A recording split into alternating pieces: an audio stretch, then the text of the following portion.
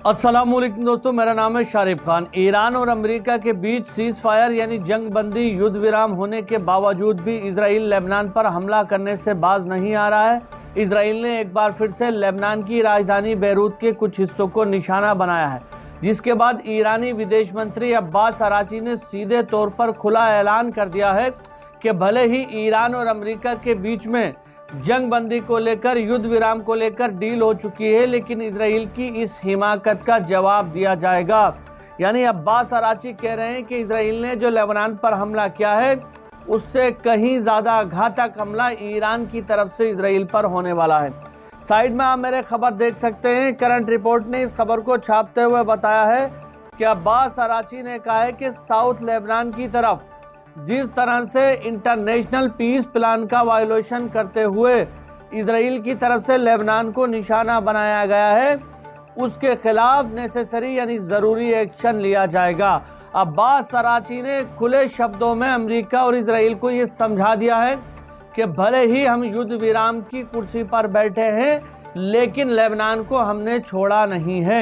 इसी के साथ साथ अब्बास अराची ने आगे कहा है कि इजरायली आर्मी धीरे धीरे लेबनान के हिस्सों को कब्जाने की कोशिश कर रही है, जैसा कि उसने सीरिया के अंदर किया था, गैली के एरिया में किया था, उसी तरह से लेबनान के कुछ हिस्सों को अपनाने की कोशिश कर रही है। ये ईरान होने नहीं देगा। भले ही ईरान एक अलग से चाहे कन्फ्रंट करे, अलग से इसके खिलाफ मोर्चा खोले, लेकिन इजराइल को लेबनान की जगह हथियाने नहीं देगा। अब्बास अराची ने खुले तौर पर आज धमकी दी है। युद्ध विराम हुए आज तीसरा दिन हो चुका है। 3 दिन के बाद भी इजराइल की तरफ से लेबनान पर हमला किया जा रहा है। लेबनान की राजधानी बैरूत से बड़ी खबरें निकल के आई हैं। इसी के साथ साथ आपको बता दूं कि अल जजीरा ने एक और खबर को साझा करते हुए यहाँ पर बताया है कि president Trump and Iran Masoud Pezeshkian have electronically signed a peace deal to end the US-Israel war on Iran। यानी कि मसूद पेजिशकियान जो ईरान के राष्ट्रपति हैं और अमेरिका के राष्ट्रपति डोनाल्ड ट्रम्प ने आज यानी जुमेरात के दिन इलेक्ट्रॉनिकली पीस प्लान पर सिग्नेचर कर दिया है। जुम्मे के दिन साइन होना था कल, तो एक दिन पहले ही कर दिया है, क्योंकि G7 की बैठक हुई थी, उसमें अहम मुद्दा ईरान और अमेरिका के बीच में जो वॉर चल रही है उसको लेकर रहा है। तो अमेरिकी राष्ट्रपति डोनाल्ड ट्रम्प ने एक दिन पहले ही साइन कर दिया और उसके बाद बहुत सारी चीज़ें मीडिया के सामने ऐसे बयान दिए, जिससे ये साफ तौर पर नज़र आ रहा है कि कहीं ना कहीं इजराइल और अमेरिका के बीच में रिश्ते अब पहले जैसे नहीं रहे। पहले तो अल जजीरा की इस खबर में बताया गया है कि स्ट्रेट ऑफ हॉर्मूज यानी दुनिया भर के यातायात का वो रास्ता जिसको ईरान ने अभी तक बंद किया हुआ था, वो पूरी तरह से खुल चुका है। दुनिया के अंदर तेल और एनर्जी की सप्लाई वैसे ही चालू हो गई है। अमेरिका ने जो नावल ब्लॉकेज लगाया था वो पीछे हट चुका है और ईरानी जहाज सारी दुनिया के अंदर अपना माल लेकर जा भी रहे हैं और लेकर आ भी रहे हैं। इसी के साथ साथ दूसरे देशों की जहाज भी वहां से गुजर रहे हैं। इसी के साथ साथ आपको बता दूं कि अल जजीरा ने ही एक और खबर साझा करते हुए अमेरिकी राष्ट्रपति डोनाल्ड ट्रंप का एक वीडियो साझा किया है। इस वीडियो के अंदर एक पत्रकार ने डोनाल्ड ट्रंप से ये पूछा कि तुमने ईरान के साथ में जो डील की है, क्या उस डील के अंदर ईरान से मिसाइलों को कम करने की बात की है? ईरान के पास इतनी खतरनाक बैलिस्टिक मिसाइलें हैं।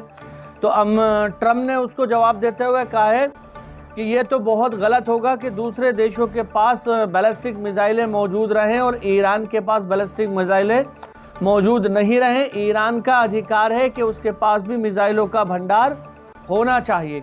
यानी डोनाल्ड ट्रंप का झुकाव कहीं ना कहीं इस पीस डील के बाद ईरान की तरफ होता हुआ नजर आ रहा है। अभी 2 दिन पहले ही हमने अमेरिकी राष्ट्रपति डोनाल्ड ट्रंप का एक बयान सुना था, जिसमें उन्होंने ये कहा था कि इजराइल अमेरिका के बिना कुछ नहीं है। अगर अमेरिका इजराइल के पीछे से अपना हाथ हटा ले तो इजराइल ईरान के सामने टिक नहीं पाएगा।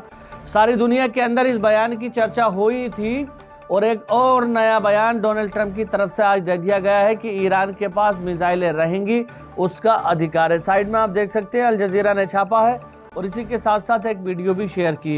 ये तो तमाम ये खबरें ये दिखाती हैं कि कहीं ना कहीं ईरान और अमेरिका के बीच जो समझौता है वो आगे बढ़ रहा है, लेकिन इजराइल इसको तोड़ने की पुरजोर कोशिश कर रहा है लेबनान पर हमला करने के बाद।